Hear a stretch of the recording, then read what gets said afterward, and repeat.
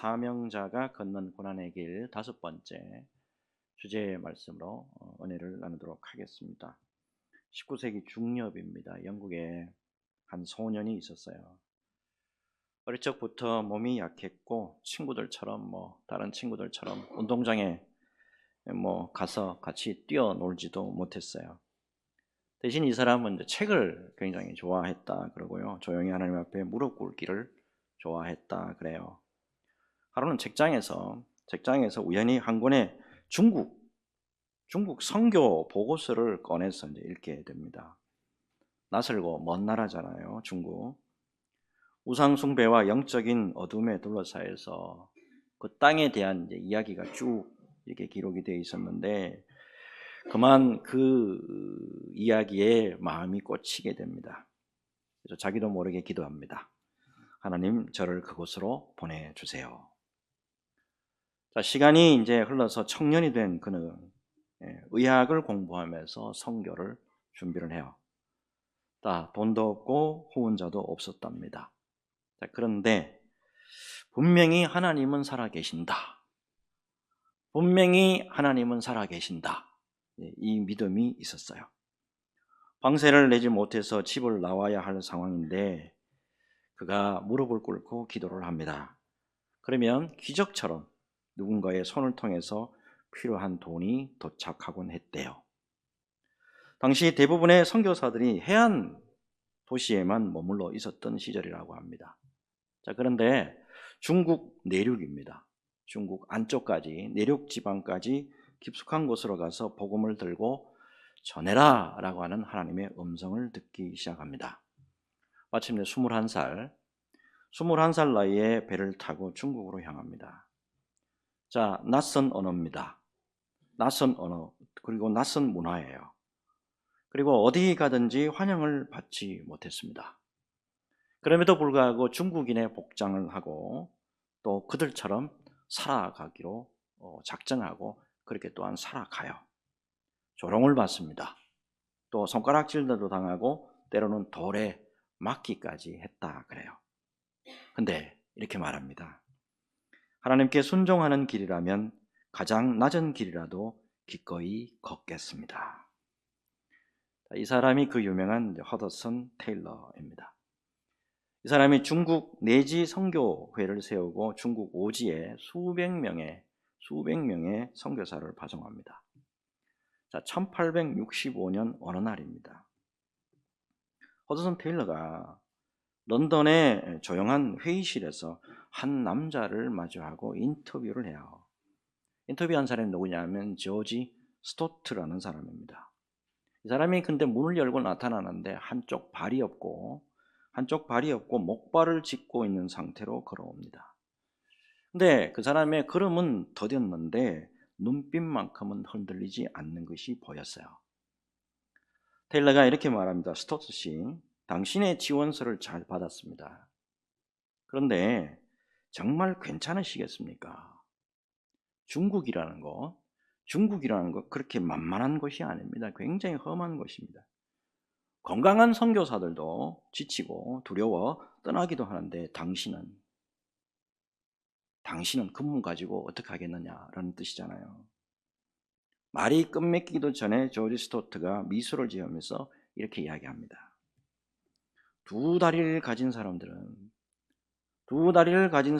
위기가 오면 도망갑니다. 하지만 저는 도망갈 수 없습니다. 하나님이 저를 보내신다면 저는 그 자리에 남겠습니다. 끝까지요. 이 말에 허더슨 테일러가 고개를 끄덕였고요. 조지 스토트가 1865년 목발을 짚고 중국 원주라 그러죠. 원저우로 향합니다. 이 한 사람의 헌신으로 말미암아서 중국의 원저우, 중국의 예루살렘으로 불리게 됩니다. 오늘날 원저우, 이 한 사람의 헌신 때문에 중국에서 가장 많은 기독교인이 모이는 도시 중에 하나가 되었다라고 하는 사실이에요. 여러분, 약하기 때문에 주님만을 의지하면서 살아가는 사람에게 하나님이 그 사람의 능력이 되어 주십니다. 여러분, 연약한 자가 아니 제가 자주 말씀을 드리잖아요. 약하지만 주님에게 붙들려 있는 그 사람이 귀하게 그리고 끝까지 쓰임받는 법이다라는 거예요. 여러분, 오늘은 이런 귀한 하나님의 비밀을 바라보면서 말씀의 은혜 속으로 들어가기를 원합니다. 말씀의 귀한 은혜가 저와 여러분들에게 넘치는 귀한 시간 되시기를 예수 그리스도 이름으로 축복합니다. 자, 지난 주일에 부활절이라서 사도행전 강해를 잠시 멈췄는데 계속해서 이제 사도 바울이 예루살렘에서 유대인들에 의해서 고난받는 모습들 계속해서 살펴보도록 하겠습니다. 앞에까지 말씀 보니까 1차, 2차, 3차 선교 여행 마치고 그곳에 가면 환난과 결박이 기다립니다. 그곳에 가면 고생 바가지로 하니까 제발 가지 마세요. 주위 사람들이 전부 말렸습니다. 자, 그럼에도 불구하고 예루살렘으로 온 사도 바울 계속해서 고난의 연속입니다. 특별히 예수 그리스도의 복음을 전했다는 이유로 유대인들에 의해서 오해를 받는 거 이거는 기본이에요. 그 다음에 말씀 계속 보면 몰매를 맞기도 하고 로마인 천부장에 의해 가지고 채찍 맞고 신문까지 당할 위기에 처하고 심지어는 어디까지 갑니까? 죽음의 위기에까지 간단 말이에요. 자, 그럼에도 불구하고 하나님이 미리 예비해 두신 게 있다 이 말이에요. 로마 시민권이 있었어요. 우리 식으로 이야기하면 미국 시민권이라고. 이건 아무 곳에 어느 세계든까지 다 통하는 거잖아요. 이걸 통해서 위기를 면하기도 합니다. 거기에만 머무는 게 아니잖아요. 지금 유대인들의 종교 재판기관이잖아요. 71명이나 모이는 산헤드린 공회, 거기서 혼자 써가지고 신문을 또 받기도 합니다.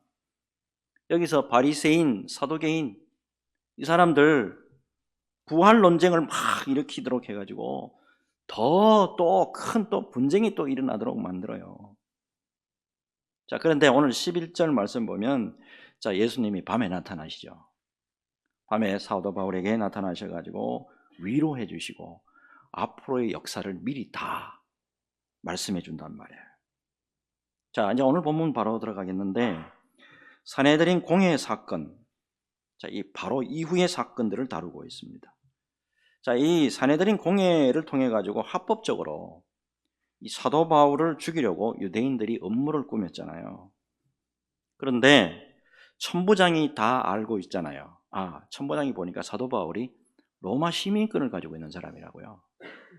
그걸 알고는 이 사람을 보호하기 시작하면서 유대인들의 모든 계획들이 수포로 돌아가게 됩니다. 자, 이렇게 되니까 거기에만 좀 머물렀으면 좋겠는데 한술 더 뜹니다. 사도 바울을 암살하려고 유대인들이 계획을 세우죠. 자, 12절, 13절. 날이 새매 유대인들이 당을 지어 맹세하되 바울을 죽이기 전에는 먹지도 아니하고 마시지도 아니하겠다 하고 이같이 동맹한 자가 40여 명이더라 했어요. 바울 죽이려고 한 사람 죽이기 위해서 40명이 단식까지 합니다. 단식까지 하고 죽이려고 작정을 합니다. 이때 대제사장이 누구냐면 아나니아라는 사람이에요. 자, 역사가 요세푸스가 기록을 남겨놨습니다. 이 대제사장 아나니아가 어떤 사람이냐? 음모를 꾸며가지고 사람을 암살하기를 주저하지 않았다 까지 기록하고 있어요. 그렇기 때문에 이번 일을 사주한 것도 아마 아나니아 대제사장일 가능성이 굉장히 높아요.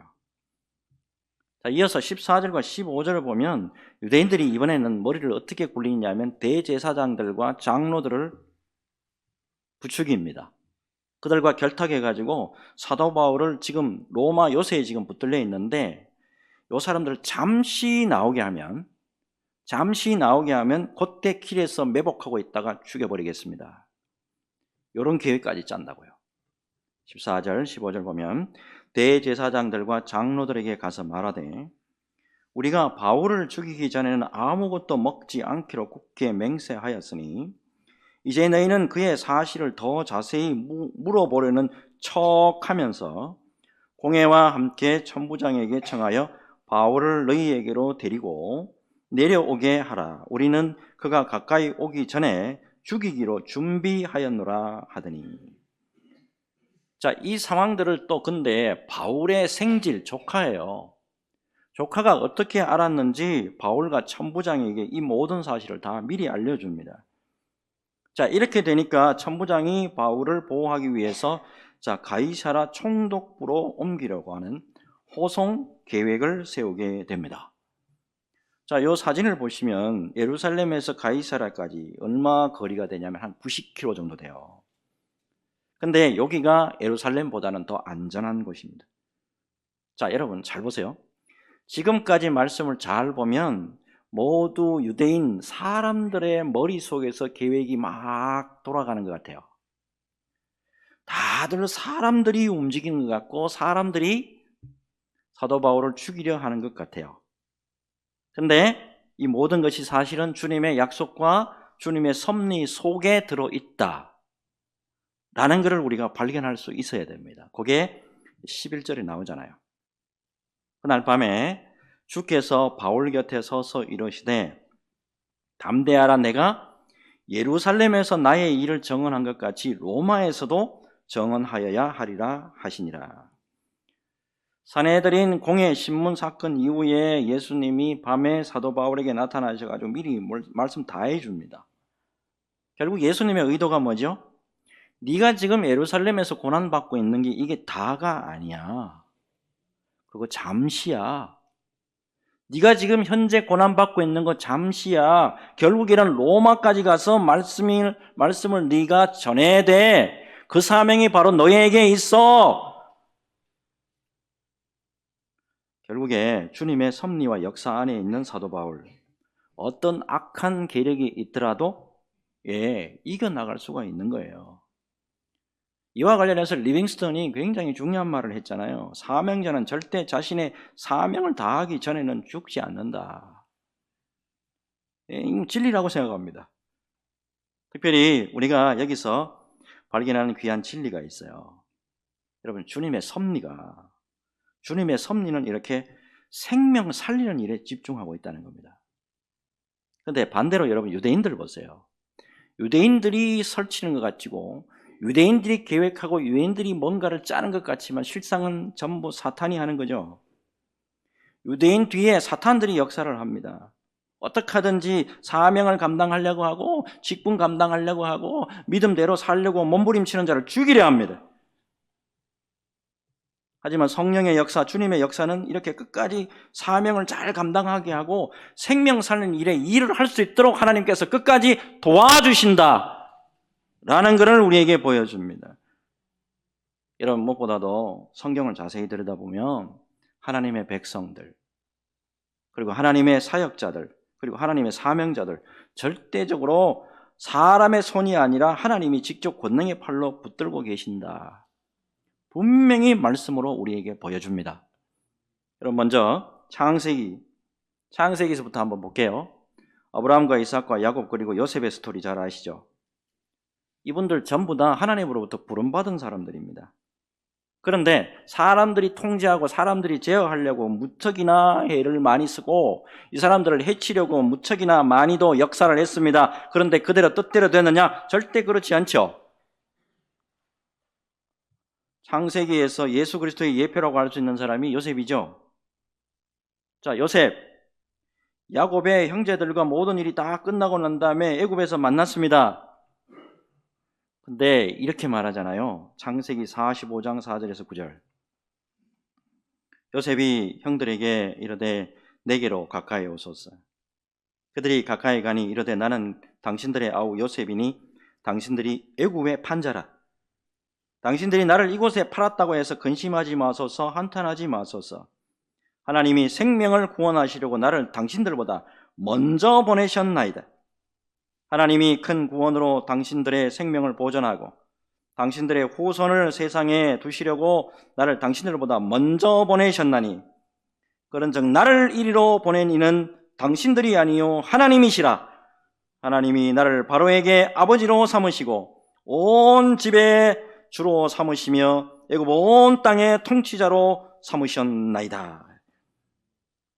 자, 근데 이거는 히브리인들이에요. chosen people, 소위 말해서 선민들, 선택된 사람에게 해당하는 말씀이다 라고 볼 수 있어요. 자, 그런데 욥 같은 경우는 어때요? 욥은 저희들하고 똑같아요. 이방인이에요. 이방인인데 하나님을 진실되게 섬겼잖아요. 그리고 뭐라고 기록이 되어 있냐면 동방에서는 가장 훌륭한 자라, 이렇게 기록이 되어 있다 이 말이에요. 근데 놀랍게도 사탄의 시험을 받습니다. 이방인이에요. 이방인인데 하나님을 잘 섬기려고 하니까 사탄이 시험합니다. 자녀 한날 다 죽어요. 재산 하루아침에 다 날아갑니다. 건강 하루아침에 다 잃어버려요. 자, 친구들마저 와서 하는 이야기가 이거예요. 네가 왜 그런 줄 알아? 네가 왜 그렇게 지금 온몸을 다 긁고 네 재산 다 잃고 네 아들, 네 애들 다 왜 이러는 줄 알아? 네 죄 때문에 그래. 가슴 아픈 정죄까지 한단 말이에요. 자, 그런데 사람은 그렇게 했다고. 사람은 그따위 소리를 해. 그런데 하나님은 욥의 사정을 외면하시고 끝내 그를 내버려 뒀나냐는 거예요. 예, 욥기 42장이죠. 욥기 42장 보면 하나님이 직접 나타나십니다. 하나님이 직접 나타나시고 그동안의 모든 오해들 하나님이 다 해결해 준다. 내가 그동안에 말하고 싶은 거 꼭 참고 내가 참고 살아왔는데 하나님이 대신 다 말씀해 주신단 말이에요. 하나님이 다 원상복구 시켜준단 말이에요. 이게 하나님의 역사라는 걸 잊지 마세요. 욥기 42장 3절이죠. 3절부터 5절까지 무지한 말로 이치를 가리는 자가 누구니까? 나는 깨닫지도 못한 일을 말하였고 스스로 알 수도 없고 헤아리기도 어려운 일을 말하였나이다. 내가 말하게 사오니 주는 들으시고 내가 죽게 묻게 사오니 주여 내게 알게 하옵소서. 내가 죽게 대하여 귀로 듣기만 하였사오나 이제는 눈으로 주를 배움나이다. 근데 여러분 지금까지는 구약에 대한 말씀이에요.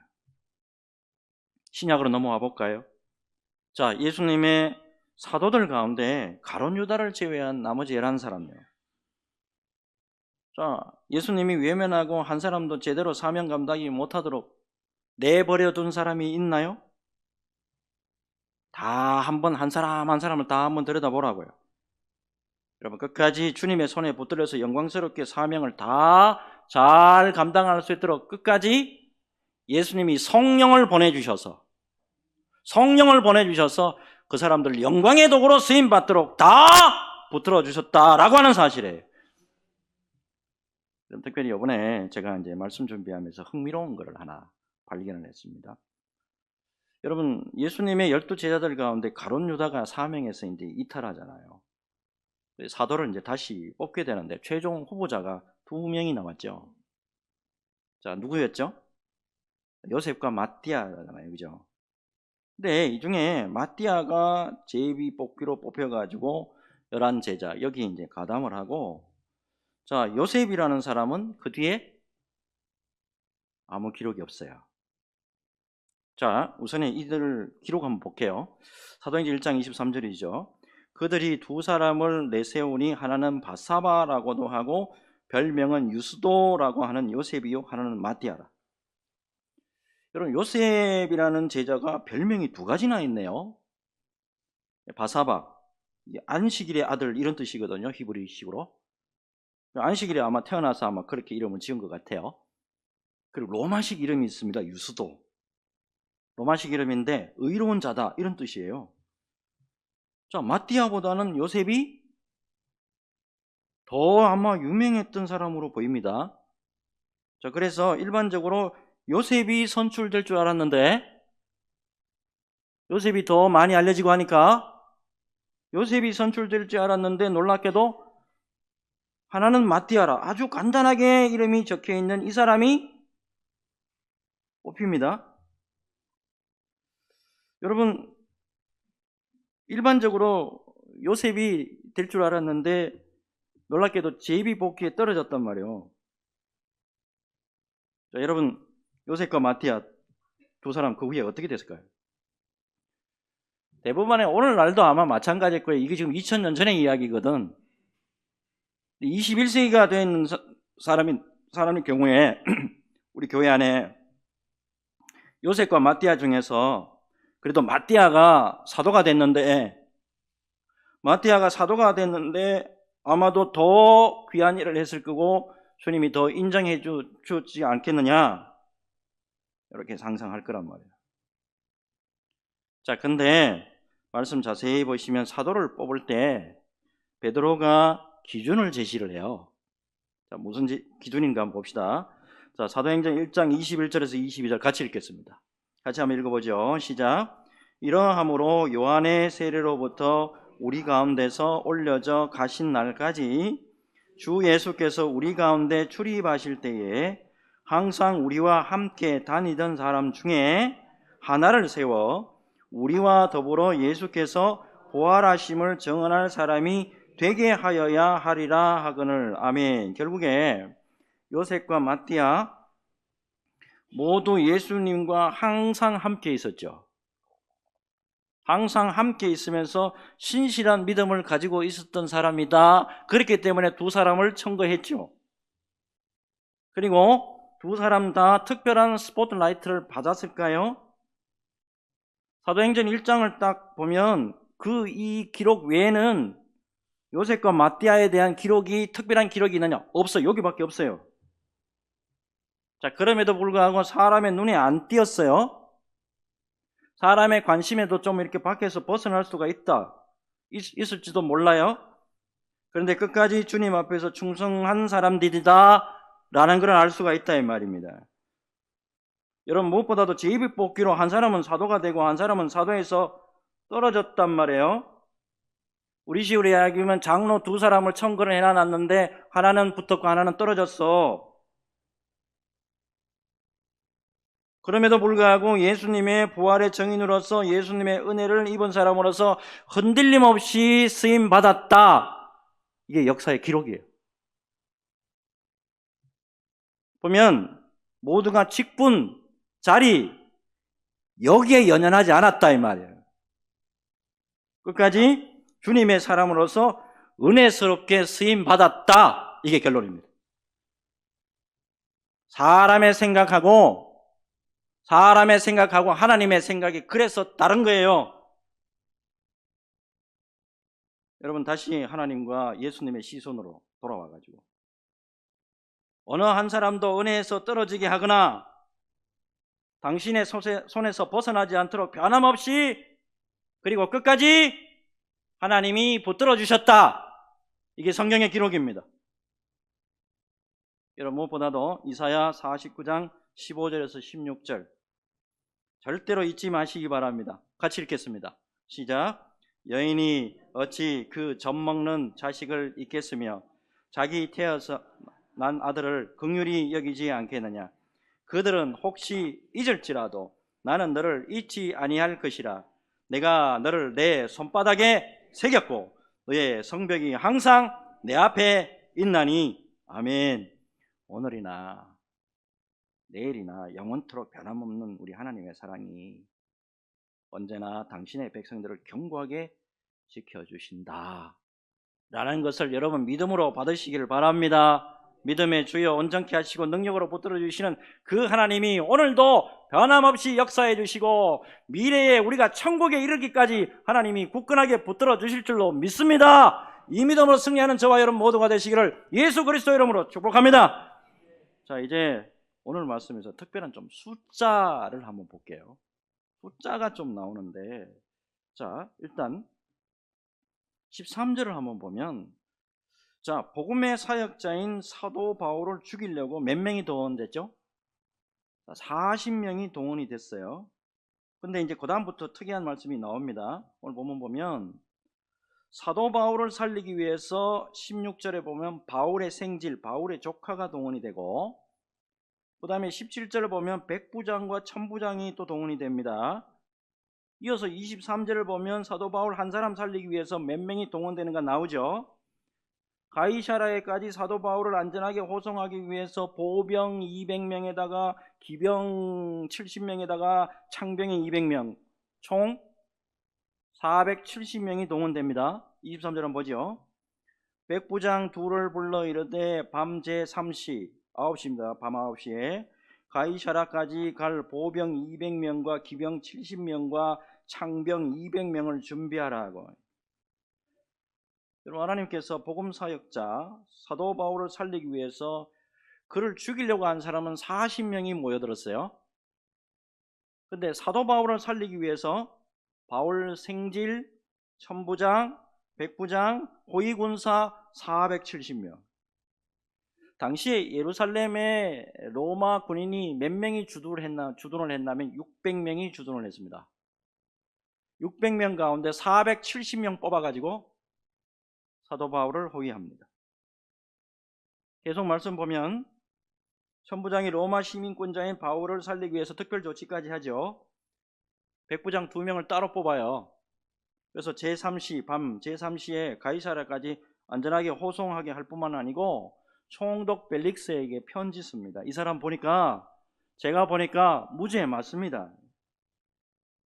특별히 바울이 복음을 전하기 위해서 로마로 가기를 간절히 원했는데 지금 보니까 천부장이 바울을 가이사랴에 있는 총독 벨릭스에게 보내죠. 요것 때문에 로마까지 간단 말이야. 이게 하나님의 역사입니다. 이렇게 복음을 전하는 사람, 하나님이 기뻐하신 일을 하는 사람을 하나님께서 이렇게 지켜주시고 온전하게 합력해서 선을 이루어 주신다 라는 것을 우리에게 보여줍니다. 그러므로 여러분, 이것을 우리 믿음 생활에 적용을 해보면 주님이 기뻐하시는 생명 살리는 일을 하잖아요. 주님이 기뻐하시는 교회를 돌보는 일을 하잖아요. 주님이 기뻐하시는 말씀과 기도, 복음 전하는 일에 집중하게 되면 언제든지 하나님이 지켜보아해 주시고 병마도 떠나가게 하시고 하나님이 끝까지 보호하시고 인도해 주신다라는 것이 오늘 본문의 핵심입니다. 그동안에 저도 목회 사역을 되돌아보면 위기도 많았고 힘든 일도 꽤 많았습니다. 근데 언제나 하나님께서 저를 전도하게 하고 복음 전하는 일을 하고 기도하는 일에 많은 시간을 할애할 수 있도록 은혜로 붙들어 주시더라고요. 죽을 고비가 한 몇 번 있었던 것 같습니다. 근데 감사하게도 언제나 다 넘어가도록, 지금 생각해보면 섬뜩섬뜩한 때가 있어요. 근데 다 넘어가도록 도와주신 게 이게 새록새록 생각이 나더라고요. 얼마 전에 제가 이제 다른 교회에서 섬기던 몇몇 성도들하고 이제 통화를 좀 했습니다. 감사하게도 지금까지 생명 살릴 일에, 그때도 생명 살릴 일을 같이 했었거든. 근데 은퇴를 했어요. 은퇴를 돼가지고 할매하고 할배야. 근데 지금까지도 생명 살릴 일을 감당하고 계시더라고. 그렇게 나이가 많은데도 불구하고 지금도 교회에 나와가지고 청소하고 전도 나가는 사람들 혹시나 뭐 좀 도와줄 일 없나, 그것까지 또 도와주는 일을 해. 그 이야기를 듣고 얼마나 감사한지. 여러분, 언제나 생명 살린 일에 집중하면 하나님이 언제나 우리에게 새로운 힘을 공급해 주시고 끝까지 동행해 주시고 은혜로 역사해 줍니다. 이번에 제가 설교 준비하면서 수원 소망교회가 아니고 서울 소망교회입니다. 서울의 소망교회 곽선희 목사님, 이번에 간증에 관련된 책을 좀 읽어봤는데, 곽 목사님 원래 고향이 이북 평양이잖아요. 1950년 6월 25일 6.25가 발발을 하고 다음 해입니다. 1951년 1.4 후세 때 1.4 후세 때 고향 평양을 떠나게 됐다고 그래요. 자, 그날도 새벽기도 때문에 이제 교회 갔다가 집에 왔는데 어머니가 갑자기 이 곽선희 학생을 붙들고 다급하게 말씀하셨다 그래요. 야야, 안 되겠다. 너 집을 떠나야 되겠다 라고 하면서 돈을 퍽 이렇게 집어주는 게 아니고 딸랑 성경 한 권만 주시더래요. 그거 외에는 뭐 아무것도 없었고, 당장 저녁부터 어디 가가지고 누구 만나가지고 저녁 얻어먹고 거기서 살아라, 아무 말씀 없었대요. 엄마가 집을 떠날 때 무릎을 꿇게 하고는 이렇게 선포하듯이 기도를 하시더래요. 이 길은 먼 길이 될 것이다. 너는 목사가 되어라. 어디 가서 누구 만나가지고 어떻게 공부를 하고 어떻게 뭐 먹고 어떻게 살고 그렇게 하면 어느 날 하나님이 역사해 주셔가지고 네가 신학 공부해가지고 목사 되게 할 거야. 그 말씀 하는 게 아니고 요 말씀을 하신 거예요. 너는 목사가 되어라. 틀림없이 될 것이다. 내가 너를 위해 기도하마. 이게 다예요. 남한에 내려와가지고 한참 세월이 흘렀어요. 사역을 엄청 잘 감당하고 있는 가운데 광 목사님이 우리나라 정부에 이제 허락을 받아가지고 평양에 다시 들어갑니다. 갔는데 엄마가 살아계셔. 엄마가 몇 살까지 사셨냐? 94세까지. 94세까지. 왜 그리 오래 사셨냐? 왜 그리 오래 사셨냐고 하니까 곽선희 학생이 목사가 되어서 많은 생명을 살리는데 존귀하게 쓰임받도록 중보기도하기 위해서, 아들 위해서 중보기도를 하도록 하기 위해서 어머니가 그렇게 오래 사셨다라는 것을 그때 가서 깨달았답니다. 이게 하나님의 섭리라고. 이런 하나님의 섭리, 이거 우리에게 무슨 뜻으로 해주시는 말씀이에요, 이게. 황 목사님 남한으로 내려와가 군대에 입대합니다. 첩보대에 입대를 했답니다. 이 첩보대가 어떤 데냐면 12명이 나가잖아요. 12명이 나오면 4명은 죽어서 돌아온대요. 3분의 1이 죽어서 돌아와.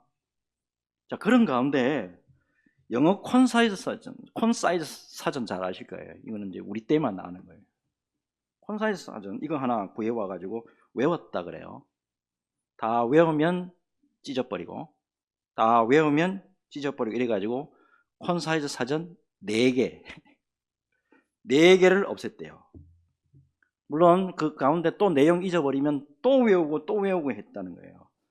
보초를 쓰면서 영어 공부를 했다고 하는데 어느 날 동료가 이렇게 묻더랍니다. 내일 너 죽을지도 몰라. 내일 너 죽을지도 모르는데 그거 외워서 뭐하니? 목사님이 이렇게 이야기했다잖아요. 엄마 기도 때문에 나는 목사가 될 거야. 그랬다잖아요. 군생활하는 가운데 영어 성경만 읽었답니다.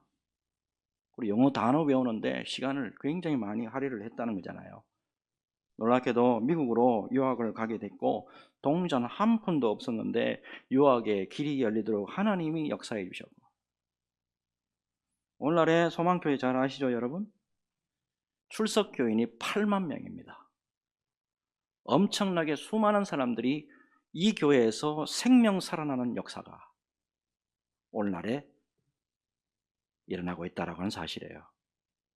하나님이 일하심, 하나님의 역사가 어떻게 흘러가느냐 여러분 깊이 새겼으면 합니다. 여러분 무엇보다도 하나님의 역사는 언제나 생명이고, 하나님의 역사는 언제나 은혜고, 하나님의 역사는 언제나 소망이고, 하나님의 역사는 언제나 하나님의 영광이다 라는 것을 기억하시길 바랍니다. 여러분 언제나 주님의 은혜 속에서 생명 살리는 일을 하면서 주님 앞에서 끝까지 영광의 도구로 그 이름이 기억되는 우리 수원소망교회 성도들 다 되시기를 예수 그리스도 이름으로 축복합니다. 축복합니다.